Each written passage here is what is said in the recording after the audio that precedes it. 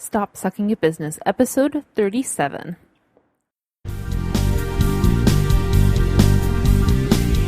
It's time to grow your business, stop spinning your wheels, and build the life you deserve. And I'm here to help. My name is Megan Brain. This is Stop Sucking at Business. Hello. Welcome to the podcast. My name is Megan Brame. I'm an award-winning entrepreneur. I am here to help you stop sucking at business. So thank you so much for joining me. Today, I want to talk about a little bit of guinea pig action, a little bit of an experiment. And I know some of you that listen to this were in that experiment. So thank you so much in advance for joining me on that. But for those who have no idea what I'm talking about, I should probably just get to the point, shouldn't I?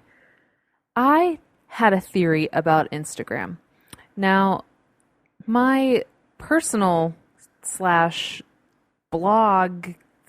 like the less intense Instagram account for myself, which is Megan Plus Coffee, it's cruising at about right under 13,000 followers. It's about like 12.6 thousand right now. And so it's been doing well, right? I've been getting some engagement, but I was just kind of all over the place with it. I still am. I'm really bad with that account when it comes to engagement or community or posting regularly, and that account really suffers.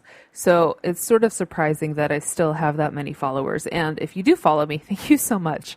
I apologize for how sporadic and bizarre I get to be sometimes. So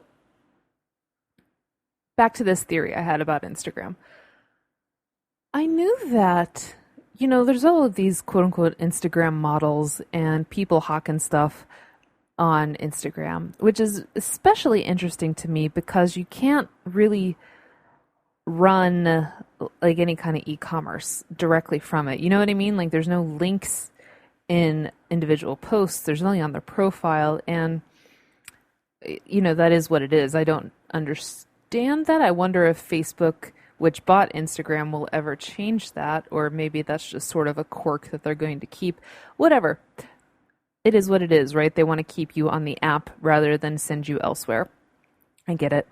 But I saw all these people, either making a killing or even just making some side cash on Instagram. And I kind of wondered what they were doing. P.S. Do you hear the dog in the background? Welcome to Brooklyn life. The windows are open. It's summer. Dogs are barking. Motorcycles will come crashing down our street any second now, I'm sure of it.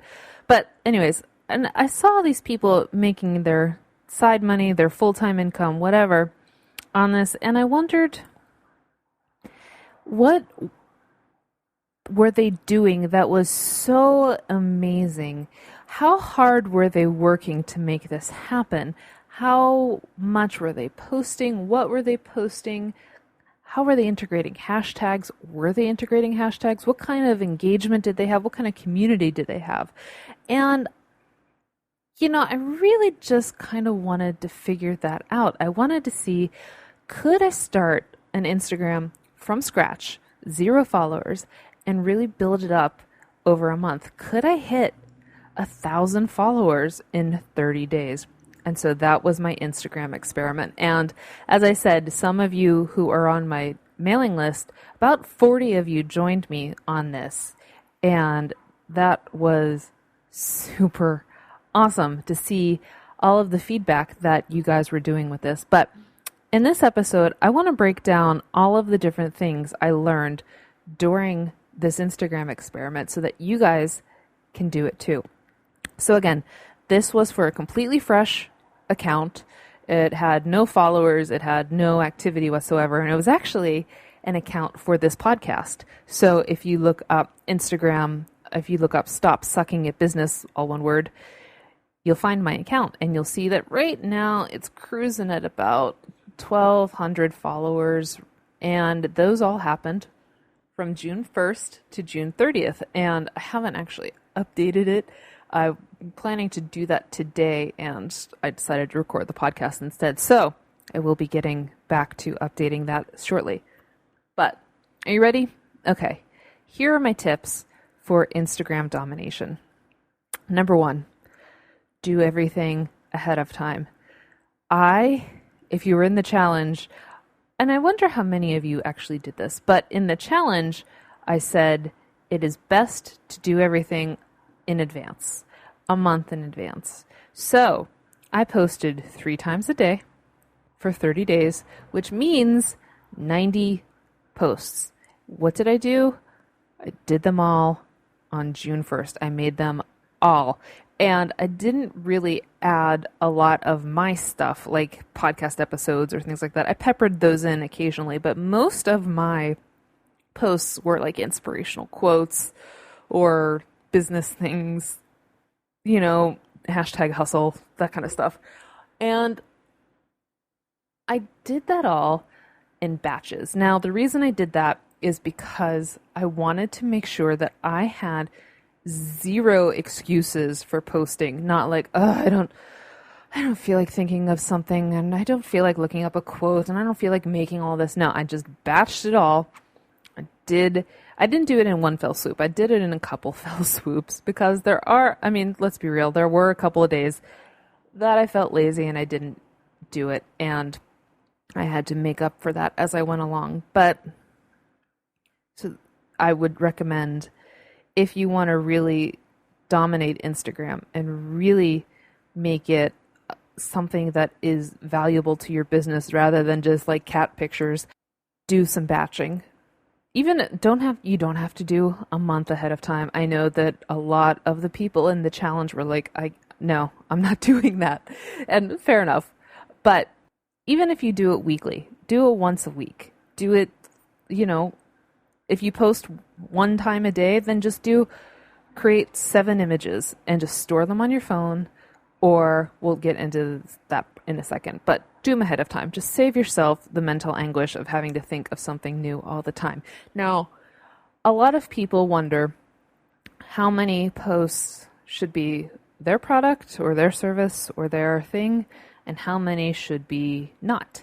Should be somebody else's, should be inspirational quotes, should be whatever. Now, I don't have a specific metric for this. I just kind of went, like I said, for this experiment, I just mostly focused on offering value. So I didn't even pimp any of my stuff. I had like a few podcast episodes in there, but I mostly just focused on building the community. And I would recommend that you focus on a ratio, I would say, of 3 posts of value, 1 post of selling. And the reason I say that is because think about any time you've been on a mailing list or you've been on an Instagram account, Pinterest account, whatever, anything that is run by a business that has social media presence. How many times have you actually been enthused by all the amount of selling that these people do? So a mailing list that only tells you when there's a sale happening, or an Instagram account that's just their product over and over and over and over again. You probably don't follow them very long. At least I don't. I'm like, I can't. Your product's amazing, but I need a break. I need a break from you. So that's why I say treat a social media account where you're reaching out. So if it's Twitter, Snapchat, Instagram, Periscope, whatever, treat it as a way to build community rather than selling. The selling is sort of like underground. It's sort of like they want to buy from you because they like you, because you offer so much stuff to them, because they trust you and they know you. You remember, if you've seen my blog, if you listened to me before, I am all about know, like, trust. That's a funnel that just creates people that follow you for life. They know you, and when they start to know you, they start to like you, or they don't and they leave, and that's fine. Once they start to like you, then they trust you. And when they trust you, that's when the buying happens. That's when the selling happens. And look, corporations do that all the time. Think about Amazon. You trust the reviews. You trust that you can make a purchase there and you're going to get your purchase. And if you don't, or if something goes wrong, Amazon's got your back. You know what I mean? We can do that in small business too. And how we do that is by adding a face to our brand. So when you're creating posts, I would say create 3 posts that aren't you. They can be quotes, they can be other people's stuff, which is even better because that creates a community where you're like, look at me promoting something that's not mine because I love it, because it's awesome. You know what I mean? So create 3 posts, inspirational quotes, other people's stuff, your day at the beach, whatever, and then add in a selling post, a picture of your product, a special you're running, whatever, behind the scenes, something like that. And that's going to create this funnel where people are like, oh, that's really cool. And I like all of her stuff anyways because she posts really cool stuff. So, oh my God, I needed that. I'm going to go buy that right now. That's what I recommend. Do a ratio of like 2 to 3 posts of value, 1 post of selling. Now, let's go to the profile. The profile, from what I've read, from what I've learned, should really involve what's in it for a follower, not you. So what I mean by that is you shouldn't, unless it's your personal account where you're not trying to create business relationships, you're not trying to sell, you're not trying to get followers, you're just kind of doing this for shits and giggles. If you want to establish a follower, a fan base, or whatever, tell them what's in it for them. So, I'm not saying you should write things like vegan, cat mom, Jesus blogger, whatever. All of these things that people write that are just facts about themselves doesn't help when you're running a business, when you're trying to establish a following. Instead, write what's in it for the follower. So, and I'm going to pull up my account right now on Instagram.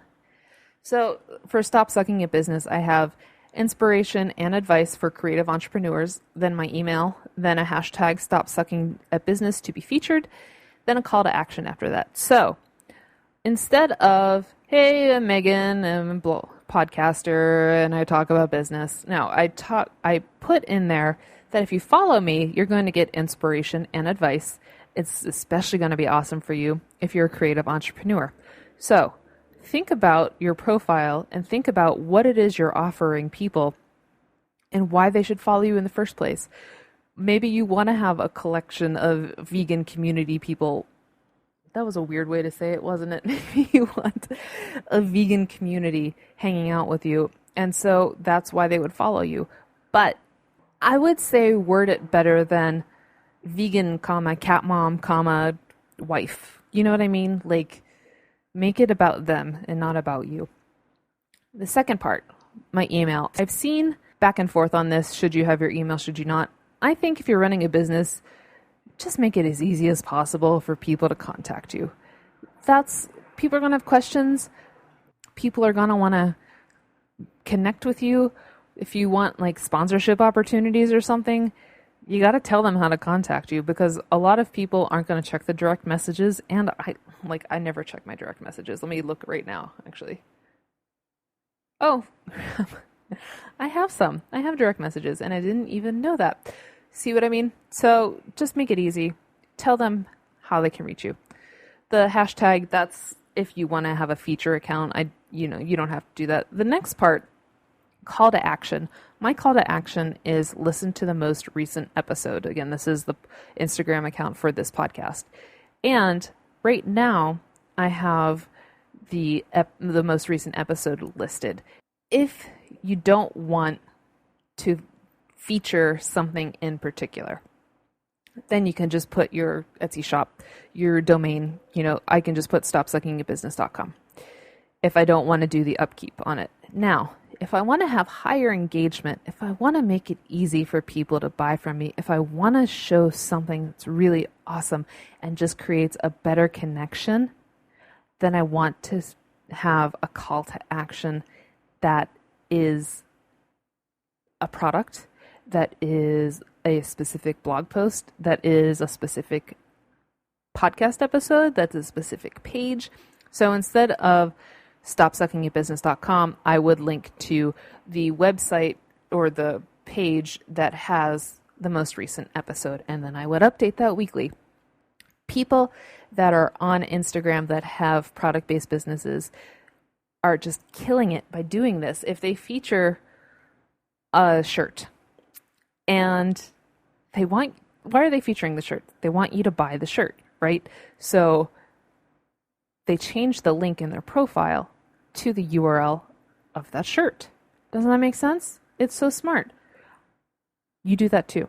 So instead of just etsy.com/shop/yourshop or meganbrame.com, create a feature. Create something that is more interesting than just, I'm on this website and I don't even know what to do.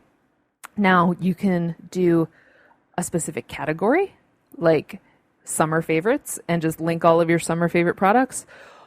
You can do a specific product. You can do an Instagram favorites page. Either way, make sure that you're linking to something specific, because if you don't tell someone what to do, they won't do it. Think of you ever heard of those people, what is it, where, I forget what it's called, but when people will stand in a group over somebody that's sick or shot or anything like that, and nobody calls 911. You know that where, well, I thought somebody else would, or I wasn't, what you're supposed to do in a situation like that is directly point to someone and say, you call 911.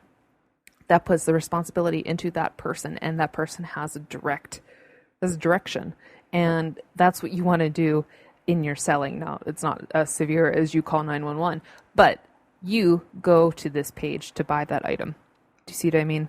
Have a call to action as your last line, and then put the URL as a specific something. Product, blog post, podcast, page, whatever.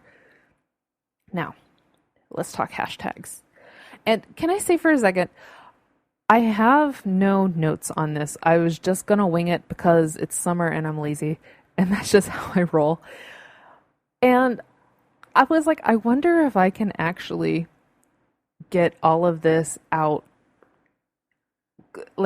make this a long episode and not just a 10-minute episode. And right now we're cruising at 17, almost 18 minutes right now. So pretty excited that I actually figured out a lot of stuff to talk about. All right. Anyways, let's get to hashtags. Now, people... oh, wait. Let me say one thing about profiles. Another thing that I noticed is really interesting is that people will use keywords in their profiles, and long tail keywords. So creative entrepreneurs is one of mine, right? And Instagram at this moment does not really pay attention to keywords in your profile. They will sometimes, I think, in your name or your title. So Stop Sucking at Business podcast or something like that. They would notice podcast, but they won't notice creative entrepreneurs in my description. However, it wouldn't hurt to make sure that you have keywords in there. Maybe Google will pick it up. Maybe Instagram someday will change over and you're going to be one of the first ones that's listed because you did it first. Do you see what I mean? So think about some keywords that you might be interested in, or hashtags or whatever. Now let's get to hashtags. I would recommend keeping a list of it. Instagram says 30, but if you use an emoji in a separate post to kind of hide the hashtags, that counts for some reason. So keep it at about 29, 30 hashtags. Now, when it comes to picking hashtags, I found that the sweet spot is if a hashtag has under 1 million posts. The reason I say that is because if it has over 1 million, it means it's really popular. Yeah, true. But it means that it's really popular. There's a downside to that where your post will get lost very quickly. You know, if you ever have searched for a hashtag, like hashtag Instagood, okay? If you go there, Just put it on Instagram, hashtag Instagood, see the posts, and then refresh. I guarantee that the posts that you saw are already pushed down. They're already lost in the mix. So I don't recommend going over 1 million posts for a hashtag. Now, on the flip side of that, I don't recommend anything under like 50,000 posts because then, I mean, that's a niche, but I wouldn't use that as, a main thing. You want to have a mix. You want to have niche and you want to, you want to get some asses in the seats, right? So the sweet spot under 1 million. Now, the way that I do it is I write all of my, I research my hashtags and then I keep them all in the Notes app on my phone. And I guess you could do this with Evernote too, which now that I'm saying that, I'm like, why haven't I done that? That would be so smart.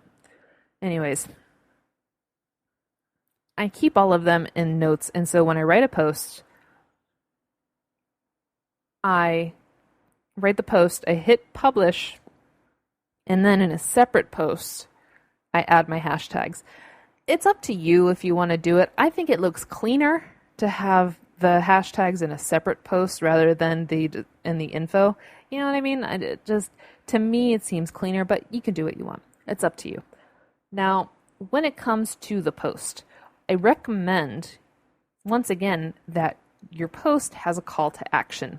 And it doesn't have to be something bananas. It doesn't have to be anything crazy. You can just say, double tap if you like this post. Let me know, leave a comment, let me know what your favorite blah, blah, blah is. Keep it simple, but once again, create a call to action so that you start creating community. Scheduling. I used Hootsuite during my Instagram challenge to schedule my posts. And Hootsuite does not schedule your posts. It doesn't do it automatically. It sends you a reminder telling you when to post, you got to do what you got to do. Since that challenge, though, I have found this app. And I think I want to marry it. It's called Grum. I think it's grum.co, Grum.co. And what they do, it's the first asterisk, I don't know if it's the first that I've seen, desktop app that automatically posts to Instagram for you. I love it. I want its babies. It's amazing. I've been testing it. I have the agency subscription, which is for if you have more than one account, and I'm rocking 6 accounts right now, guys, between mine and Steve, my husband's, all of that. Yeah, I have 6 accounts that I have to keep. And so I can bulk upload things. I can bulk schedule things. I don't have to touch it, which is amazing, especially because, as you know, we are house hunting and I got other things on my mind besides Instagram. So I'm obsessed with it. I love it. I recommend it if you really want to automate Instagram. So if you want, try Grum. If not, Hootsuite. You can even set reminders on your phone. Whatever, just make sure that you're posting multiple times a week. You don't have to post 3 times a week. That was just something I did because I'm insane. I wanted to do the maximum that I could to get the most visibility that I could. And make sure you do it, because I think that what I've noticed is the biggest drop in my followers, in my engagement, is when I stop posting. And I know that sounds kind of ridiculous once I say that, duh, if you don't have anything, nobody's going to pay attention to you. But even on my old posts, I get more engagement on my old posts when I get more posts out there, when I'm regularly updating, when I'm making sure that things are posting, and when I'm posting regularly. That's what I've really noticed. I've noticed that on my Megan Plus Coffee and on the Stop Sucking It business. Now, when it comes to community, one of the reasons that we do hashtags is to get attention, right? Well, I guess that's the only reason we really do it, to make sure that people are actually paying attention to us. Now, when you're doing that, I definitely recommend that you reciprocate. I recommend that you follow hashtags that you're posting and you like other pictures, you comment on other pictures, things like that. Now, if you want to automate it, there are apps that can do that. I think Follow Liker and Instagram. And let me give you the disclosure that Instagram is not okay with you automating your community. They may ban your account if they find out you do it. So I wouldn't recommend that you make it the only thing that you do. I would not recommend you rely on it heavily. However, if you use it in a way that it's supplemental to your community outreach, I think it's beneficial. But once again, go in with your eyes open. Instagram's not happy about people doing it, and you shouldn't rely on it heavily. That said, you should be regularly building your community. I don't know how you want to do it. If you want to do it manually, if you're like on the bus and you need something to do, so you're just going to like a bunch of posts with hashtag entrepreneur, you know what I mean? Like, just make sure that you block out some time to consistently build a community and do outreach, because once people see you and see you commenting on their posts, they're going to be like, who's this person? Who stopped sucking a business? That name is awesome. I should follow them. Oh my God, I love all her posts. Do you see what I mean? The last thing I want to talk about is curation and cleanup. And I feel like a lot of people miss this part, myself included. It's a whole thing to go through your posts and clean up ones that aren't being noticed, that people aren't really paying attention to. But you should. I think that you should always make sure that you're presenting the best self you can for these people that come to your account that are totally new. They don't know you. They don't know anything about your business. And if you have a post, like if they just randomly hit one of your posts and it has 6 likes, then it just looks like you're not having a community. You're not being engaged. You're not engaging. So I recommend you do a little bit of cleanup. I do the cleanup once a month. And I don't do anything bananas. I just kind of go through some posts. If they have low engagement, then I just delete them. Or I'll save the images and repost them later. Maybe it was a bad time of day. Maybe it was wrong hashtags, things like that. So that's what I recommend you do. So let's just recap. Do things in bulk. Tell people what's in it for them in your profile. Have a call to action in your profile. Have a specific something as your link, not just your general website. Schedule your posts. Use Hootsuite, use Grum, use your phone, reminders, whatever you got to do. Engage in a community and make sure you clean up your site, your page.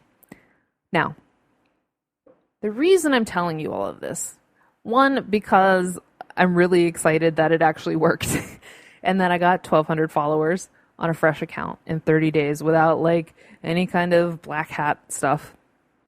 But I've taken all of this knowledge and all of these goodies and all of these like tips and tricks and everything that I learned along the way, and I turned it into a class. The people that did the Instagram challenge with me have gone through it, and they were awesome with their questions and their things that I tried to help them with. But this course has so much more information than just this podcast. And so, can I tell you the best part? Because I'm really excited about it. I was thinking I needed a name for the Instagram challenge besides just 30-day Instagram challenge. And so I thought, what's like a fun play on words with Graham? And I thought of it. Are you ready? Here's what the class is called. It's called Graham Crackers. I know, I'm such a dork, but I love that name. I think it's so fun.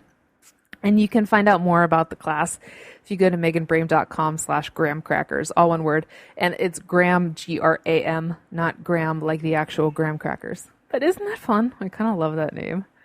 I'm kind of obsessed with it. You can also head there and I will have the links and the resources in the class of all of the things I've used and best practices. And I think you should join it because, first off, the name's amazing, right? So you should join Graham Crackers. You should be a Graham Cracker. Just saying. Anyways, I hope these tips have been super helpful for your Instagram. Make your own 30-day Instagram challenge with these tips. Just make sure you do it. Just make sure, if you want to use Instagram, the number one thing you need is consistency. That's it. And that's the toughest thing of all, I think, is just making sure you do it day after day after day after day. Weekends and during bar mitzvahs and weddings and traveling. If you do it right, it's not a hassle. And that's what I'm teaching in Graham Crackers, but that's what I also hope that you've learned in this episode. Could you do me a favor? If you're not going to be a Graham Cracker, could you do me a favor and just leave a review on iTunes about this episode and let me know what you think. Let me know if any of these were really helpful or you're like, I don't even know what she's talking about. Either way, I read the reviews and they're so amazing and you guys are amazing and they make me feel happy and they also help the podcast. But I will talk to you next week. I hope you have an amazing week. Go post on Instagram. I'll talk to you soon.